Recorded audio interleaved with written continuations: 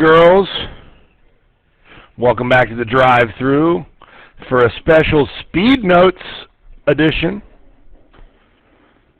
brought to you by the deli. Hungry? Stop by the deli and get yourself a sandwich. Any sandwich will do. Look, there's two theorems here, and that's it. We're not even going to do an example. So, congruent chords. Remember, a chord is a what? It is a line segment whose endpoints lie on a circle. So here's the deal. Here's theorem number one. If those two chords are congruent, then they must be equidistant from the center of the circle. Now, keep in mind, when you go to your doctor and he or she measures your height, they say, what do they tell you to do?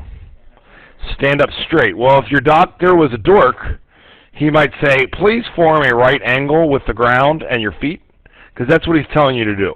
You have to form right angles to measure distances. So he's literally measuring the distance from your height to the ground, and he's telling you to stand up straight so you make a right angle. Think about it. If not, like if you were able to stand at like an acute angle, your doctor would tell you were like 2 feet tall or 3 feet tall. Can you envision that? So that's what he's trying to do. So we also know, since we're measuring distance, that those are right angles. Okay? That's a key part of this. And you can see where the Pythagorean theorem is going to come in. Got it? So that's the first theorem. If two chords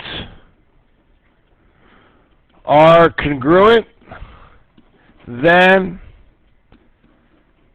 they are equidistant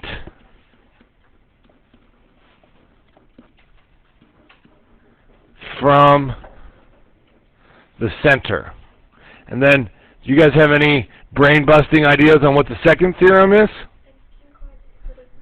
If two chords are equidistant from the center, then they are congruent. What's that called? That's called the converse. Very good. Okay? So, just because I love you guys,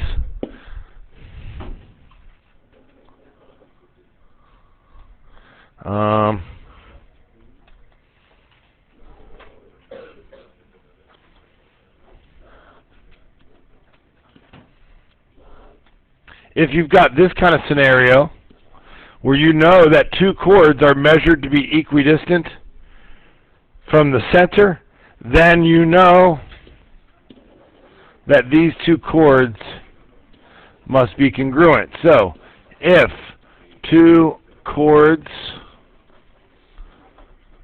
are equidistant